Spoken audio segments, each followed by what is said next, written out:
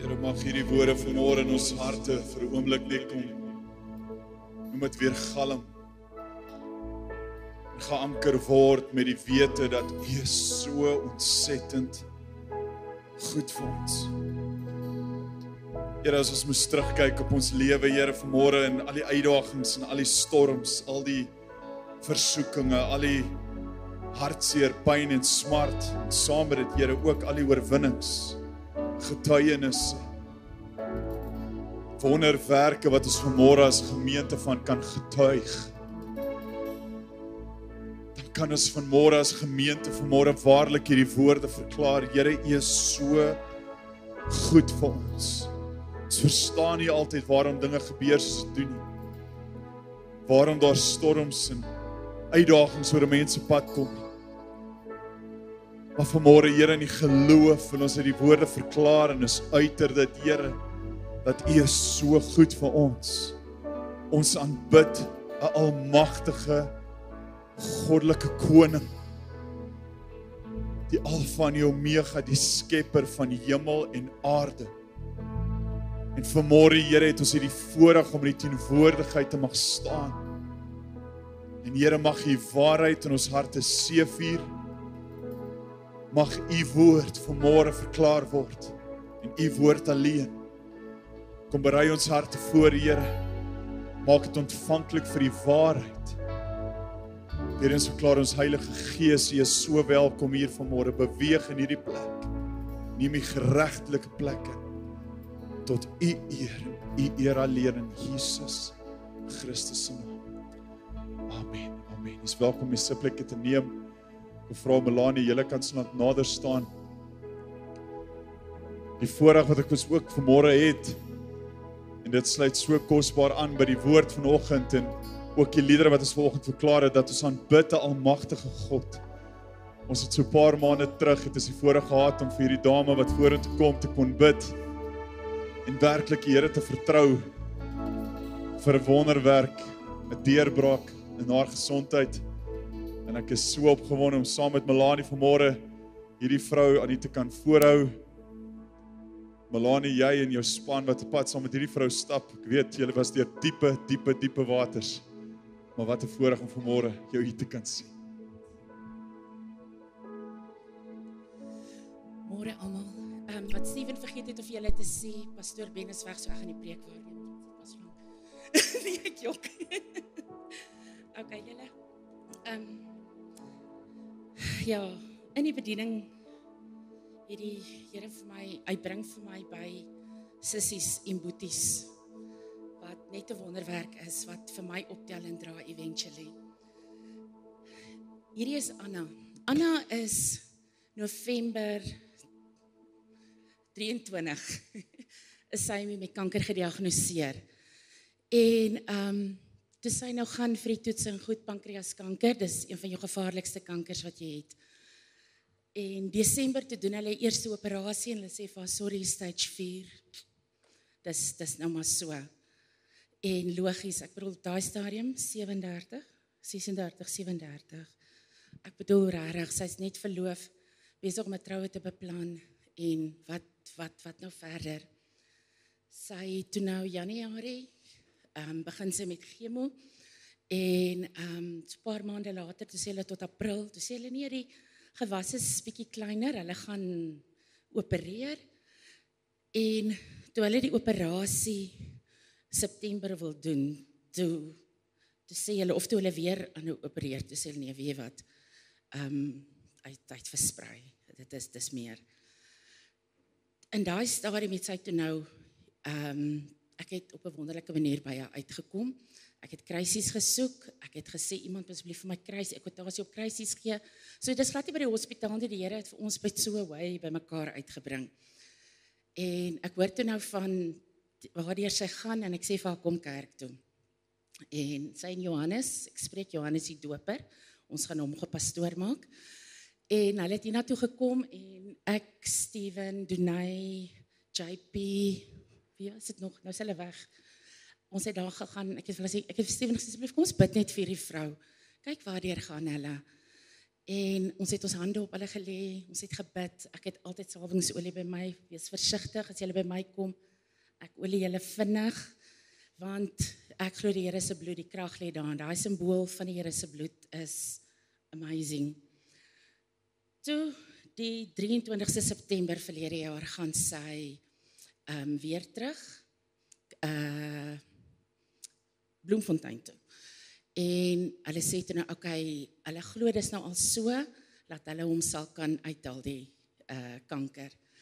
Maar daar's komplikasies in die operasie, hulle sny haar lewer raak, met ander woorde, daai goeterse van die kankers is nou verder as wat dit nou eintlik moet wees.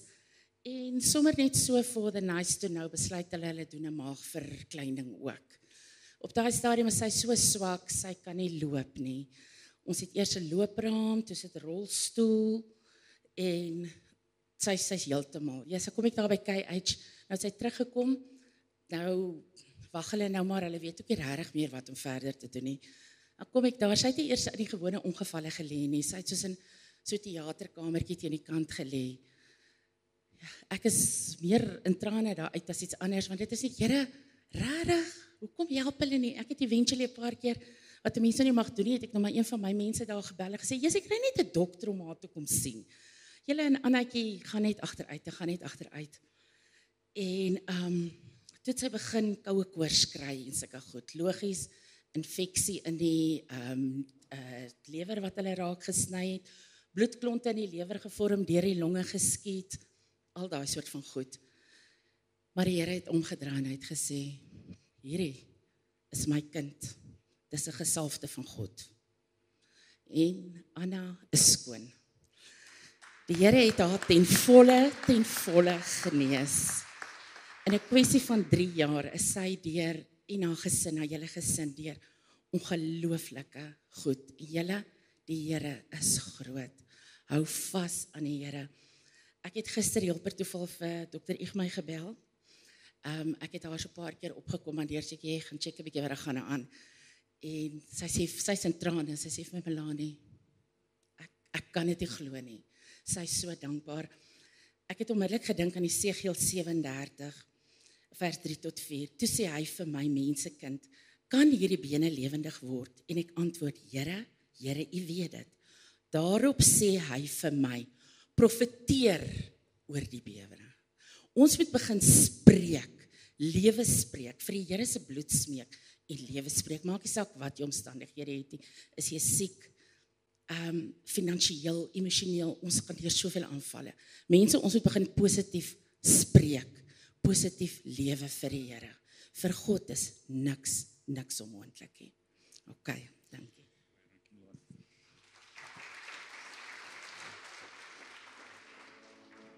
So, wat 'n voorreg.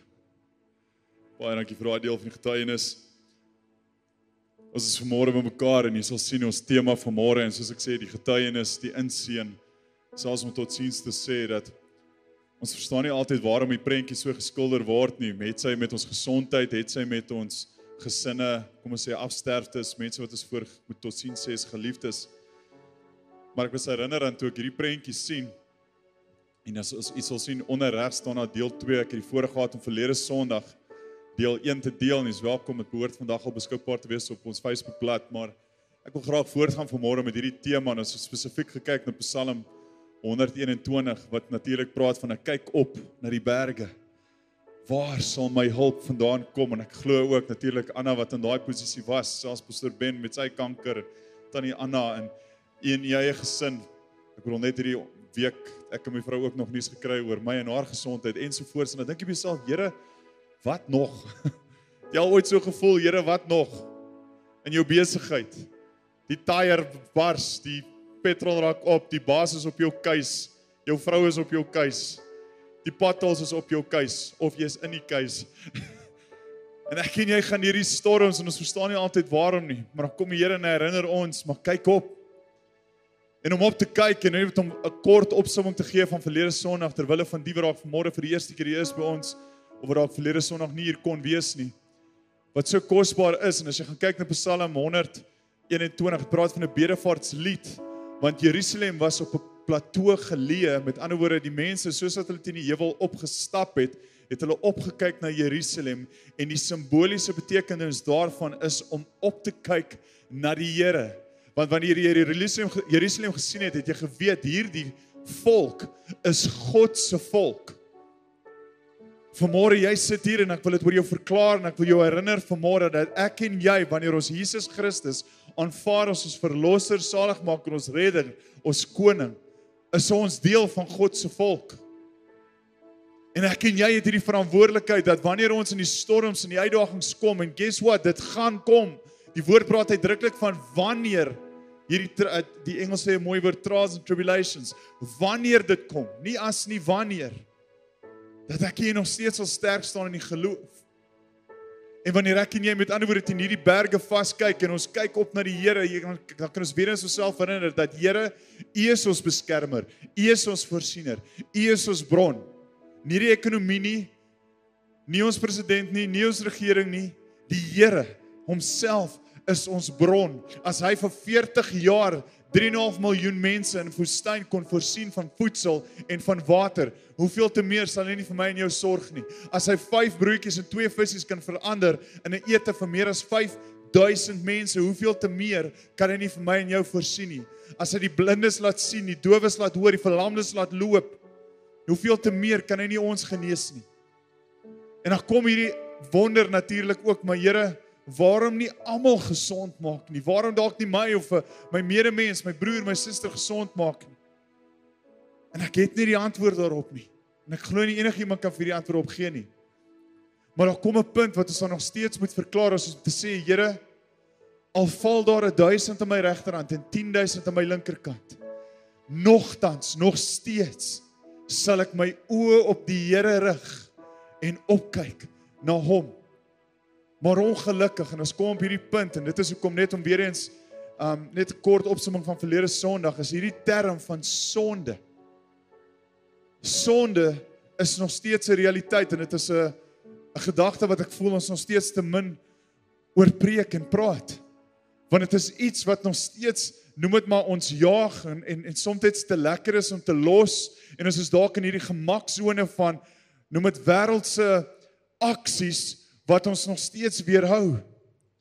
En ons het geraak in 'n skrifvers in Markus, Elisa, ek weet, ek gaan ons 'n bietjie rondspring. Of kom ons kyk gou nou natuurlik, wat is sonde? Kyk gou saam met my weer eens, net terwille van verlede Sondag. Sonde is die woord hamartia in Grieks, wat beteken om die merk te mis. En as jy gaan kyk na die Hebreëse woord, is dit die woord kata, wat ook beteken om die merk te mis, maar dit beteken ook om te misluk. Nou wat beteken dit om die merk te mis? Het jy al ooit daaraan gaan dink, die verbond waarin jy is, in jou huwelik, daai ring wat in jou vinger is, of een van die dae is, né? Jesus is hy? Ja, een van die dae. Alright, moet ek nog bemarking vir jou doen? Jy moet my sê ouderdom, lengte, wat ook al, is 'n paar enkele lopende manne. Maar daai ring wat in jou vinger is, daai verbond wat jy gesluit het met jou lewensmaat, daai verbond verteenwoordig Christus en sy kerk. Dit beteken, wanneer my kinders na my en Elizabeth kyk, moet hulle kan sien die verhouding wat Christus met sy bruid het. En ek weet, en jy kan my vrou vra, ek val baie keer daarin, ek mis die merk. Want het jy al agterkom, ons raak soms ongeduldig of kwaad, bietjie koue skouer of koue boutjies. Hoe korter julle dames is, hoe kwaaier is julle, lyk dit my. Of hoe langer ons mans, hoe meer ongeduldig, ek weet nie. Baie keer mis ek en jy die merk, wanneer kom by ons huwelik, want ons verteenwoordig nie Christus en sy kerk nie, en dit is sonde. Want ons goeders, ongelukkig, soos egbreek en hoerery, wat 'n realiteit is, en ek gebruik harde terme, want dit is deel van die skrif, wat ons nou sal kyk. As jy gaan kyk na byvoorbeeld hoe om jou kinders groot te maak, en ons het daai kosbare voorreg gehad om kindertjies in te sween vanmôre, en daar's 'n reuse verantwoordelikheid op julle as ouers, om julle kinders groot te maak in die weë van die Here. En wat gebeur? Ons maak baie keer ons kinders nie groot in die weë van die Here nie. Dit beteken ons mis die merk, en ons faal as ouers. En dit is presies wat sonde beteken, is om die merk te mis, die vooruit beplande potensiaal en rede byvoorbeeld vir die huwelik, rede vir ouerskap, rede vir jou werk, rede vir jou bediening ensovoorts. Wanneer ek en jy die merk mis, val ons en pleeg ons, noem dit sonde. En as jy gaan kyk saam met my na die boek van Markus, het ons 'n klomp goedjies aangehaal en ek gaan afgaan na die, noem maar die donker woorde toe daar is, met ander woorde gedagtes, egbreek, hoerery, moord, die volgende skyfie wat praat van diewery, hebsug, boosheid, bedrog, losbandigheid, afguns ensovoorts. Daai is terme wat veroorsaak dat ons die merk mis. Ek het nog 'n skrif aangeraak wat ek nie verlede Sondag op die skerm gehad het nie, maar ek wil dit graag ook vandag aanhaal, is in Galasiërs 5 vers 19. En weer eens, daar praat dit weer van oorspel, hoerery, onreinheid, ongebondenheid, afgoderry, towery, vyandskap, twis ensovoorts. En gemeente, hierdie is 'n realiteit wat ek en jy, veral die manne as priesters van ons woning, moet aanspreek. Jy moet ophou. Dalk is dalk die enkel ouers vanmôre, maar ons as ouers het hierdie verantwoordelikheid om ons kinders te beskerm teen hierdie dinge. Want sonde is 'n harde realiteit in ons wêreld en in ons lewe. En maak ek en jy nog genoeg erns daarvan om te sê, Here, vergewe my. Want baie keer, en ek het al hierdie voorbeeld gebruik, waar as jy 'n padda in koue water sit en jy maak die temperatuur egalig warm, sal die padda bly. So dit is soms wat die vyand met ons wil doen in die wêreld waarin ek en jy leef, wanneer dit kom by sonde nie, dat 'n bietjie sleg praat, 'n bietjie lelike gedagtes, 'n bietjie kyk op Facebook waar ek nie moet kyk nie, net so bietjie tussen vriende en familie, bietjie skinder of sleg sê, ensovoorts, en die water word egalig opgedraai, tot op die punt waar ons geestelik sterf. Want as jy 'n padda onmiddellik in kookwater gooi, sal hy onmiddellik uitspring, maar gooi hom in koue water en draai dit egalig oop, sal hy letterlik dood kook in daardie water. En dis die realiteit vanmôre wat ek graag by jou voete wil neerlê in opsomming van deel 1, en ons het die 2 sleutels gehad. Eerstens, waarna kyk ons? Want die woord wat verklaar dat ek kyk op na die berge, waar sal my hulp vandaan kom? My hulp, sê Dawid, kom van die Here. Maar hoeveel van ons kyk dalk die hele tyd af na ons voete? Ons kyk die hele tyd af na wêreldse potensiaal. Ons kyk af na wat kan die wêreld ons doen om ons te red? En dan sê die Here vir ons, maar kyk op. Kyk op. En die tweede realiteit is, vrees ek en jy nog God? En ek het die vraag gestel met die volgende skyfie wat spesifiek sê, dat wanneer ek en jy doelbewuste sonde pleeg, vrees ons nie meer die Here nie. Wanneer ek en jy doelbewus dinge doen wat ons weet verkeerd is, vrees ons nie meer die Here nie. Om God te vrees beteken nie om bang te wees vir die Here nie. Dit beteken, die Engels sê dit vir my die mooiste, it's to be in awe, in verwondering teenoor 'n Abba Vader wat vir jou en vir my ontsettend lief is. Besef ek en jy dat 'n Vader wat vir ons so lief is, wat ons so naby aan hom wil hê, staan nog steeds by die deur en klop en sê, ek soek jou nader aan my.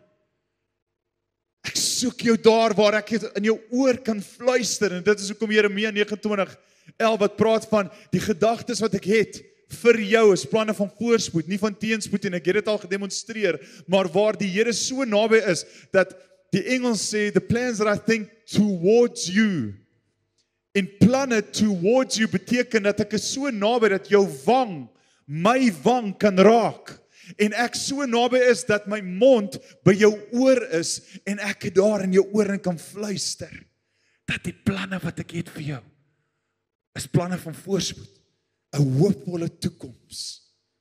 En God verlang gemeente om by jou te wees.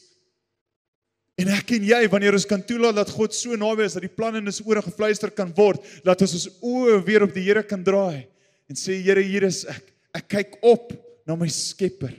En vanmôre wil ek voortgaan met hierdie, en ek wil graag aanhaak met 'n kosbare gedeelte uit die boek van Jesaja, hoofstuk 41, en ek wil hierdie aanhaak by Psalm 121, en jy sal nou verstaan hoekom. Jesaja 41, en is welkom saam met te volg op die skerm, ons lees van vers 8 verder aan. Maar jy Israel, my knegt Jakob, wat ek uitverkies het, nageslag van Abraham my vriend, jy wat ek gegryp het van die eindes van die aarde, en van sy uithoeke geroep het, en ek het aan jou gesê, jy is my knegt, jou het ek uitverkies en jou nie verwerp nie. Wees nie bevrees nie, want ek is met jou. Kyk, nie angstig rond nie, want ek is jou God. Ek versterk jou, ook help ek jou, ook ondersteun ek jou. Nou kyk hierso, en jy sal sien die woorde daar is in bold gesit, met my reddende regterhand. As jy onderstreep, is jy welkom daai te onderstreep. Met my reddende regterhand. Vers 11. Kyk, hulle almal sal beskaamd staan en in die skande kom wat op jou toornig is. Hulle sal word soos niks en jou teeparty sal omkom. Jy sal hulle soek, maar hulle sal nie vind nie. Die manne wat met jou twis, hulle sal word soos niks en soos 'n nietige ding. Die manne wat teen jou oorlog voer.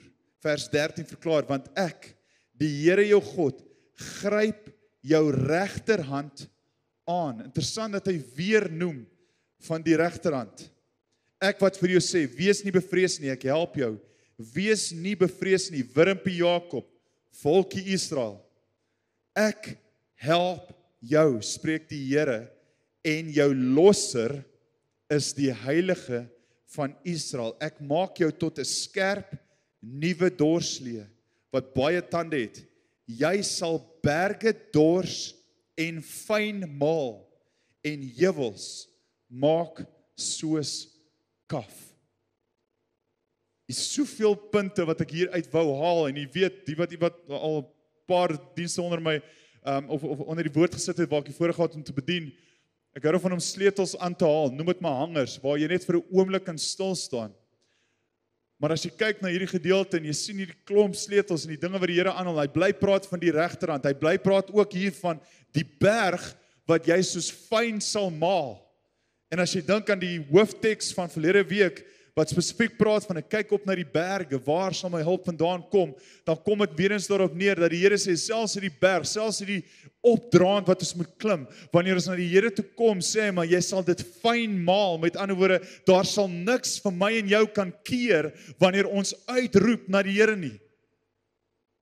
Hoeveel keer het jy al dalk gestaan, en jy het uitgeroep na die Here, en die Here sê, maar jy sal soos, deur jou woorde, deur jou spreek, deur jou geloof, sal daai berg word soos fyn sand. Hoekom? Want ek is nie daar om jou te probeer straf, deur om weg van jou af te gaan, dat jy na my toe moet klim nie. Ek is reeds daar. Ek is reeds daar in die geloof. Terwyl die manne in die berg opgeklim het, het hulle hierdie liedere gesing. En dit is hoekom julle sal sien in Psalm van 120 en verder, dan sal dit praat van hierdie bedevaartslied. Want die manne het 'n geloofslied gesing tot eer van die Here, terwyl hulle hierdie berg opgeklim het. Met hoop en geloof. En die eerste sleutel, noem dit maar sleutel 3, ons het verlede week 2 gekyk, so sleutel 3 wat ek vanmôre aan wil raak is, jou regterhand. En soos ek sê, 2 keer in die boek van Jesaja het hulle dit aangehaal, maar ek wil jou graag terugneem na die hoofsleutel van verlede week, en kyk gerus saam met my Psalm 121, baie interessant, die Here is jou bewaarder, die Here is jou skaduwee, weer eens, aan jou regterhand. En hierdie woord regterhand begin by my maal, en soos, Here, maar wat is die gedagte rondom die regterhand? En dankie dat jy dit saam met my vra. Amen. Die regterhand, wat beteken dit? In die Bybelse betekenis beteken dit die volgende. Dit is eer, mag, autoriteit, as ook God se teenwoordigheid. Nou net om vir 'n oomblik hier daar te stil te staan. U sal onthou dat toe Christus opgevaar het na die hemel, waar het hy gaan sit? Aan God se? Waar het hy gaan sit, liefie? Praat met my, soos jy by die huis praat. Regterhand. Hy het aan God se regterhand gaan sit, wat beteken gesag, mag, en autoriteit, want God het gesê, al my gesag, al my mag, al my autoriteit, gee ek aan jou. Die regterhand. Nou, ek wil graag die sleutels waar ons die regterhand van gelees het, net weer eens opbring, en dat jy saam met my sal kyk, na wat dit beteken vir my en jou as mens. Kyk na die eerste, en moet nog nie die rooi opsit, Elisa. Jesaja 41, en dit is wat ons nou gelees het.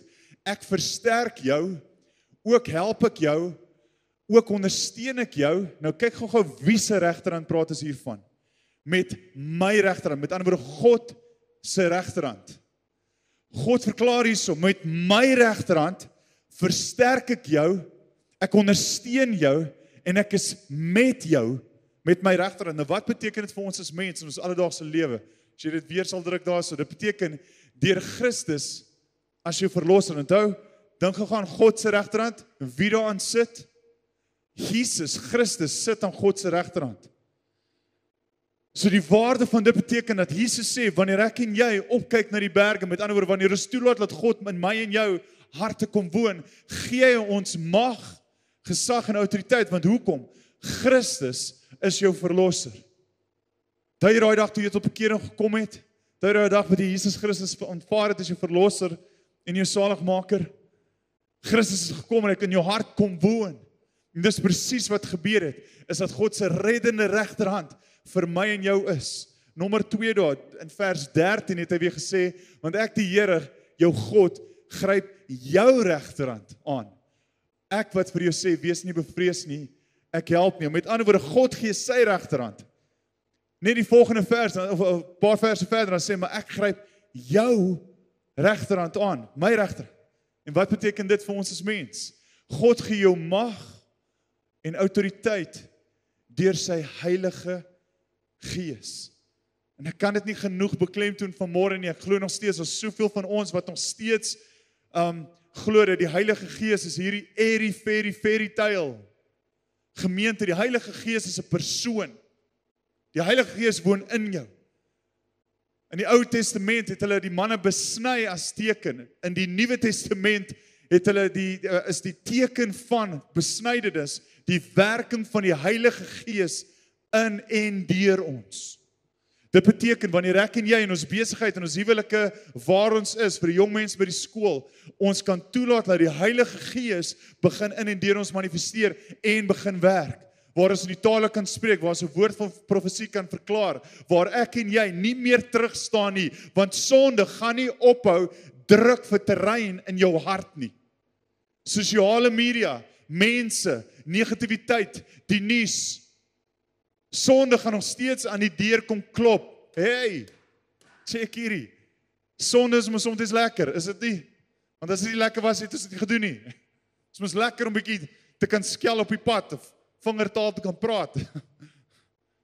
Dis mos lekker om sekere goeders te doen.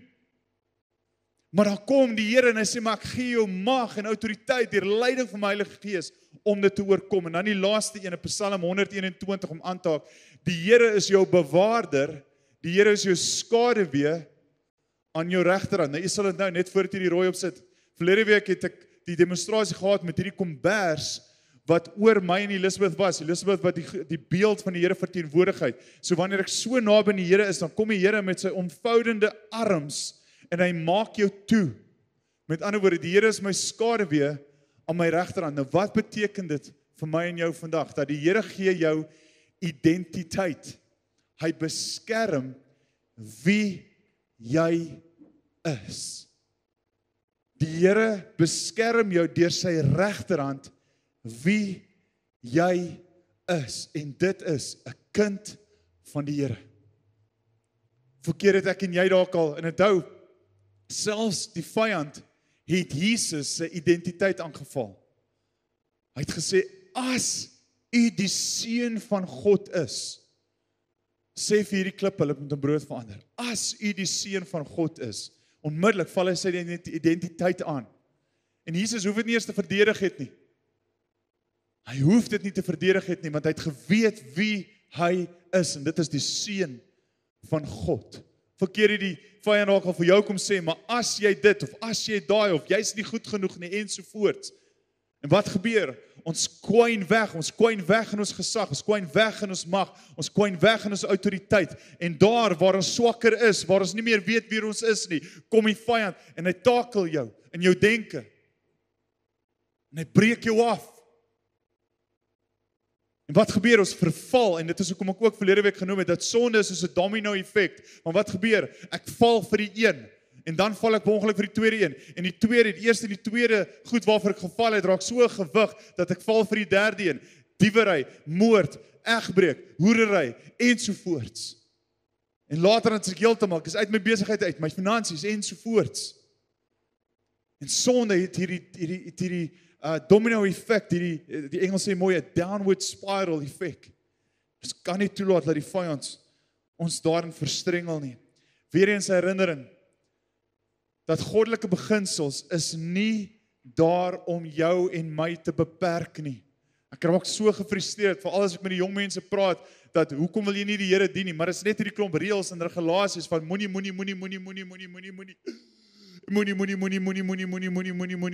Ja, dit gehoor.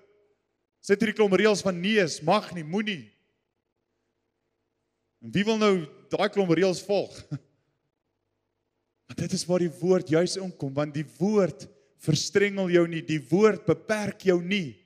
Dit maak jou juis vry, want sonde verstrengel, sonde beperk, maar die woord van die Here kom en dit maak vry. Het jy al ooit vir 'n oomblik gedink waarom Paulus die volgende verklaring kon maak in Filippense 3 vers 14, hy sê, maar een ding, ek vergeet die dinge wat agter my is, en ek strek my uit na wat voor is.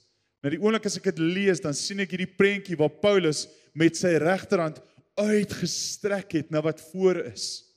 Ek strek my uit na wat voor is, ek jaag na die doel om die prys te verkry van die hoë roeping van God in Christus Jesus. Terwyl Jesus se disippels saam met Jesus gewandel het, het hulle in sy skaduwee gewandel onder sy beskerming. En toe die vyand in opstand kom, het manne soos Petrus geval. En dis hoekom ons al baie keer 'n man soos Petrus byvoorbeeld oordeel. Maar Petrus, hoekom het jy gesink op die water? Hoekom het jy Jesus verloon toe die mense vir jou gevra het, maar as jy nie een van daai disippels nie, ensovoorts. Maar ons doen dit soms self. Toe Petrus kwaad geraak het, want toe kom die soldate en hulle wil vir Jesus arresteer, toe pluk hy sommer die swaard uit, kap 'n soldaat se oor af, en toe wil hy in die vlees begin opstaan. Die vlees is nog steeds 'n oorlog teen die gees. Dis waar ons gaan kyk na wat Efesiërs 6, wat praat van ons geveg is nie teen mekaar nie, gemeente. Ons geveg is nie teen vlees en bloed nie. Jou geveg is nie teen jou skoonma nie, of jou swaar nie, of hy pel van jou nie, of jou mede vernoot nie. Die geveg is nie teen vlees en bloed nie. Ons beklei 'n geestelike oorlog. En dis waarom toe Petrus in die vlees probeer opstaan het hy begin val en die Here moes hom keer. Toe Petrus in die vlees begin kyk het na die storms om hom, het hy begin sink. Toe Petrus na sy eie liggaam, sy eie vlees wou kyk, want hy was bang die mense gaan hom ook kruisig, het hy Jesus verloon.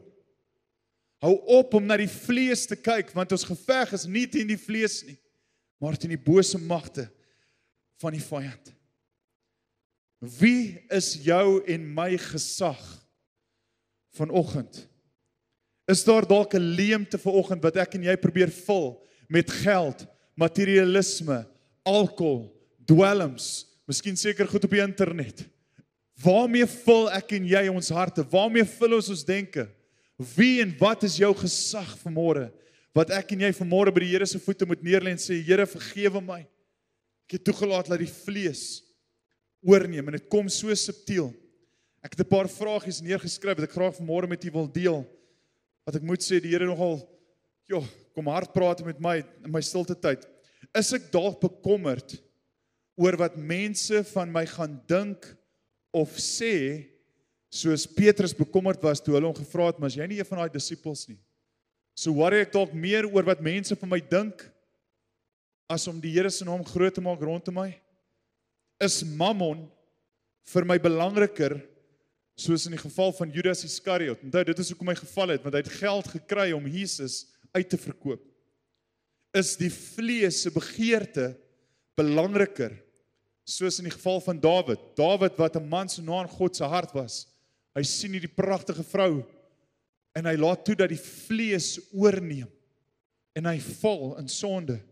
Staan my hier meer dalk in die pad, soos in die geval van Moses. Onthou julle van Moses toe hy kwaad geraak het vir die mense, die Here sê, vat jou stok en tik net op die klip, maar hy vat sommer die stok en kan jy dink hy sal moeg vir hierdie 3,5 mil die mense se kerel geklaar.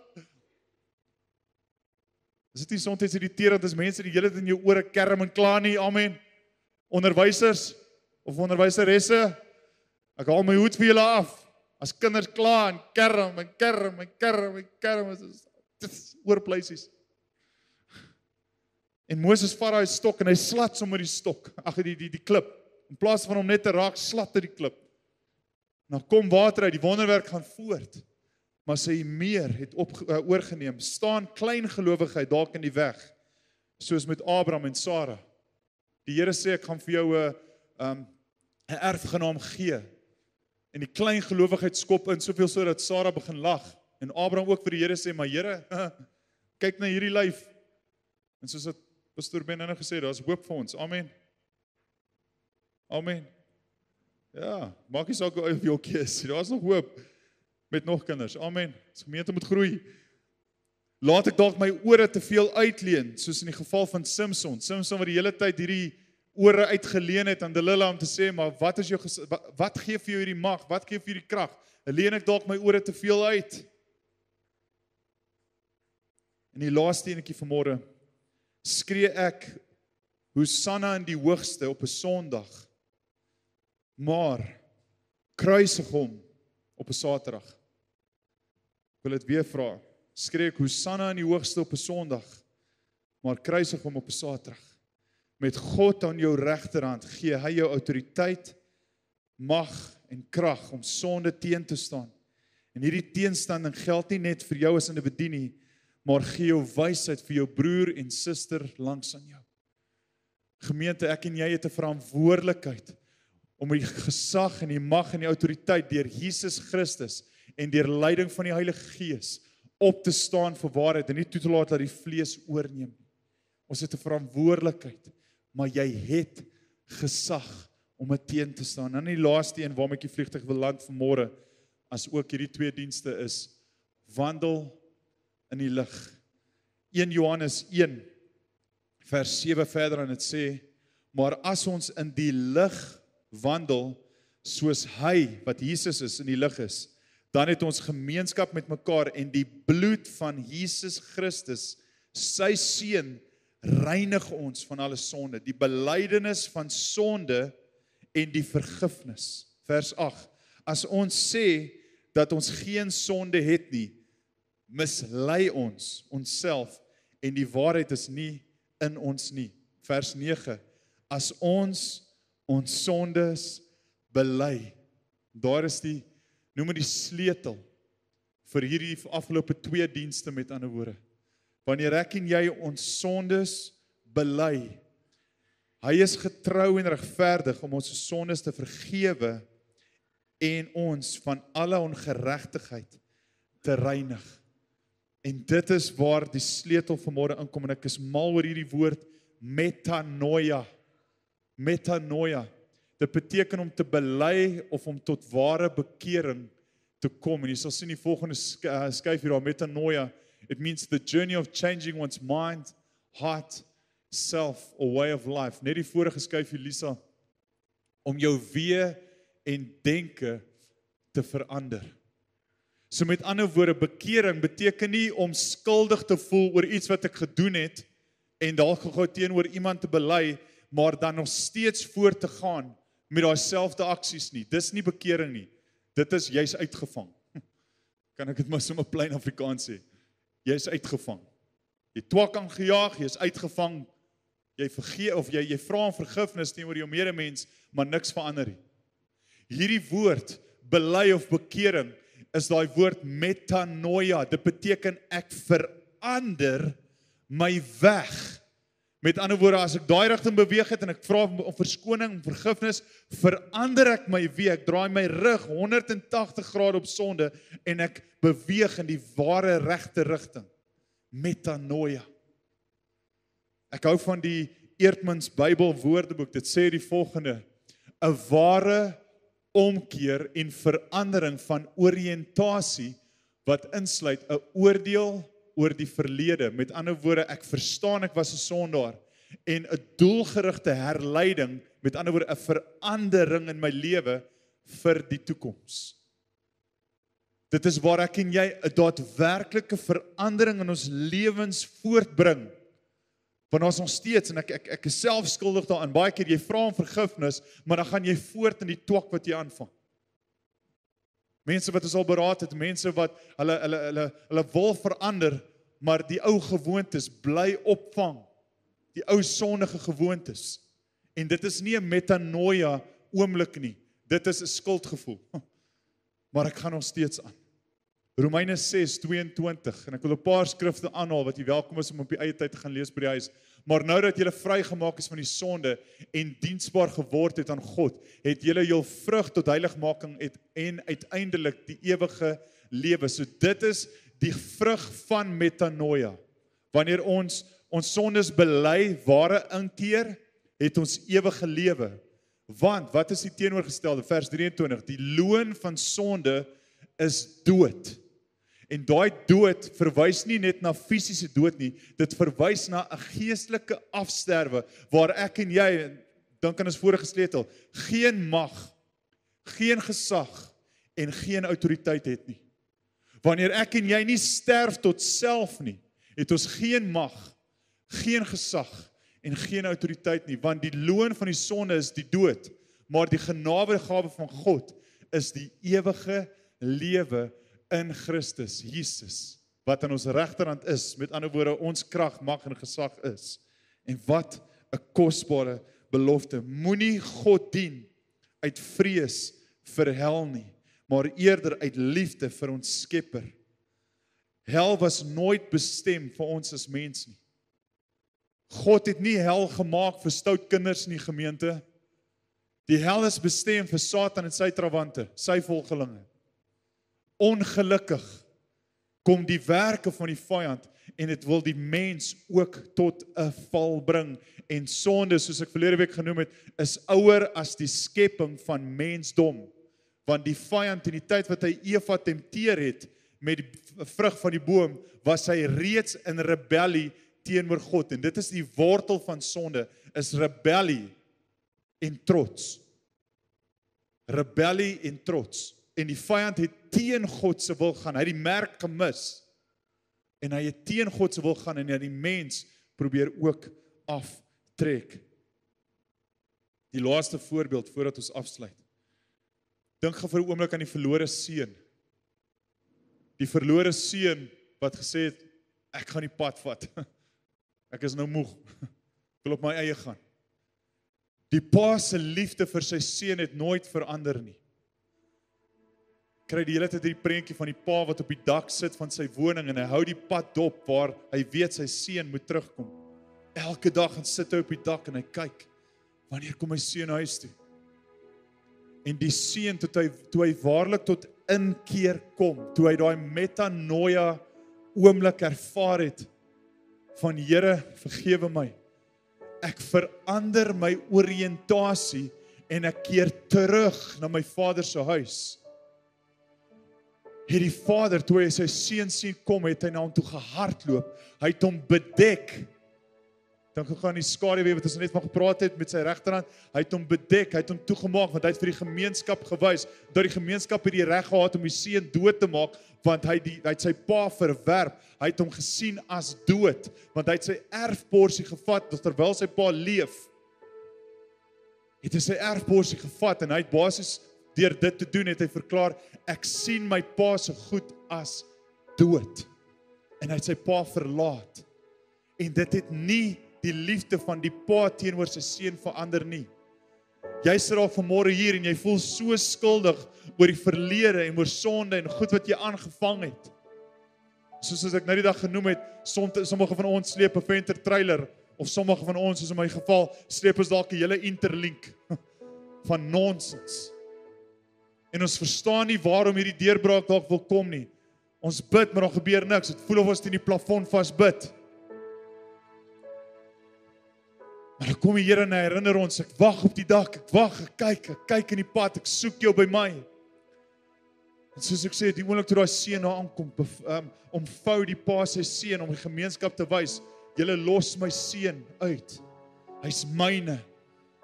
My vergifnis is genoeg om dit wat hy teenoor my gedoen het, om die merk te mis, te vergewe. Hy's vrygekoop deur Christus. Hy's myne.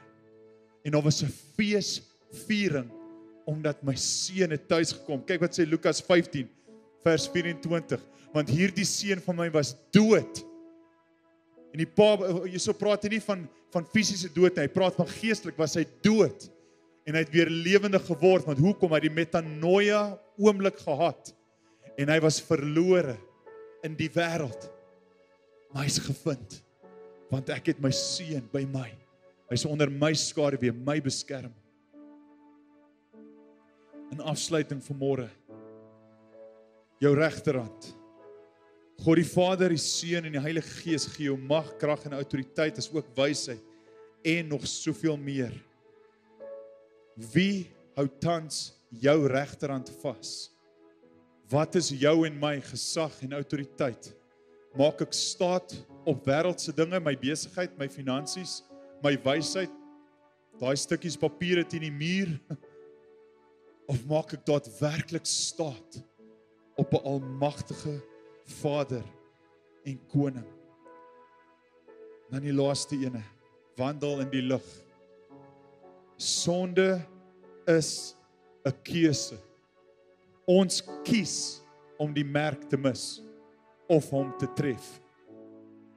Ek wil dit weer sê, ek en jy kies om sonde te doen. Met ander woorde, ons kies, gaan ons die merk mis of gaan ek die merk tref?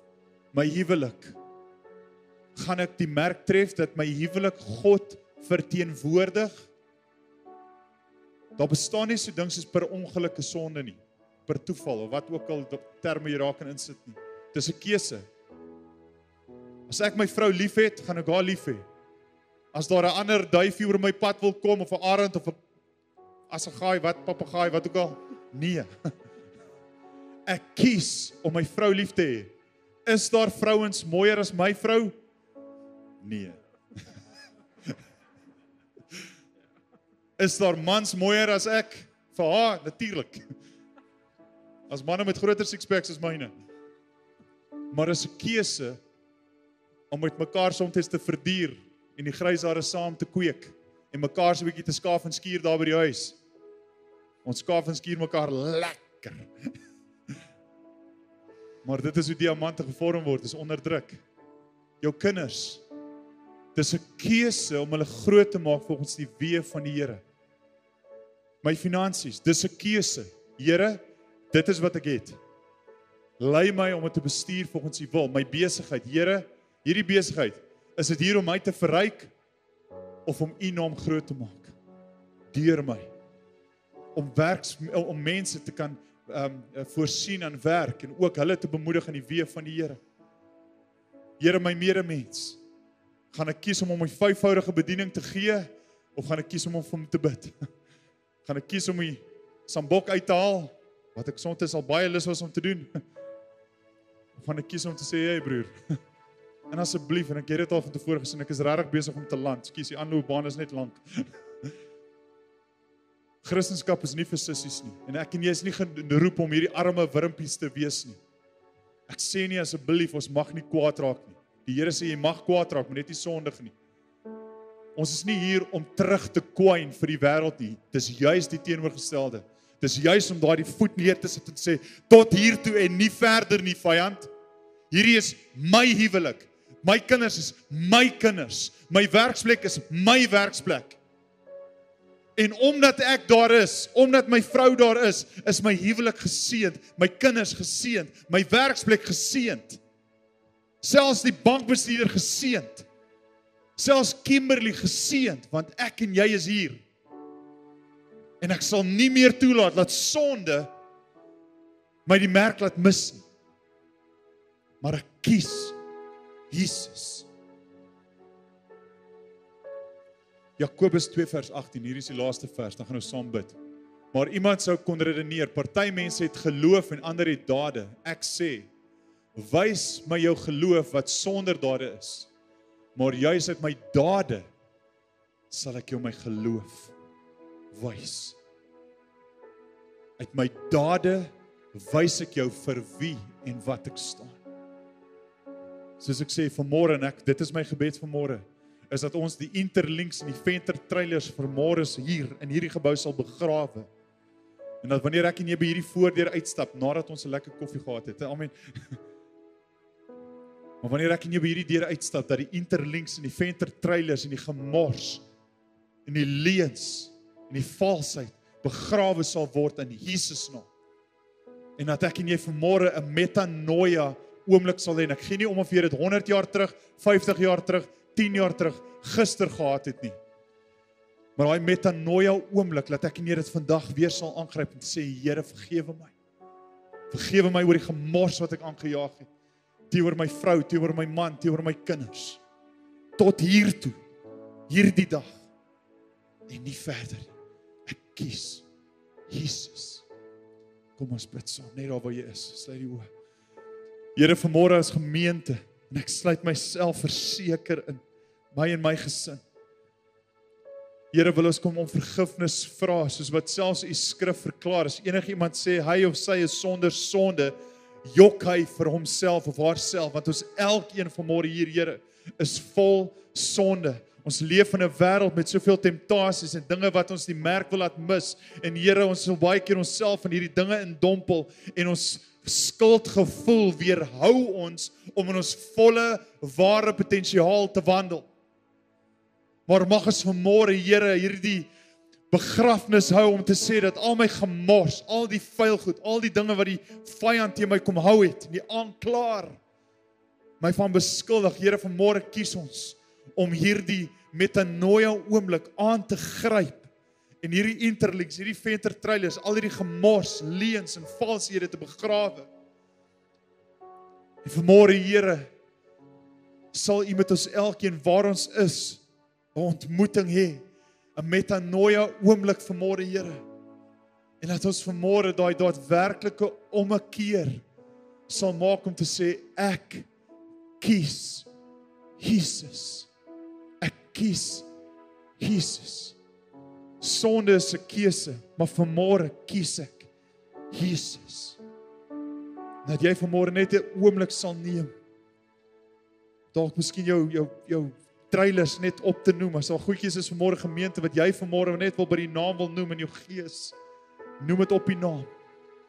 As dit woede is, as dit jaloesie is, as dit bitterheid is, as dit onvergewensgesindheid is, as mense jou raak te nagekom het, as daar goeders is wat jy aanvang, wat jy weet verkeerd is, as jy huwelik dalk vanmôre op die rotse wil tuimel, dat jy vanmôre dit by die Here se voete sal neerlê en die Here sal pleit en sal sobat verwys. As dit is in jou besigheid, Here, dat U vanmôre sal kom en bonatuurlike wysheid gee, dat elke besigheidsman, elke besigheidsvrou, elke myner, vanmôre, Here, dat ons elkeen ons self by U voete sal kom neerlê vanmôre. In hierdie metanoia oomblik, om te sê, Here, vergewe ons is sondaars.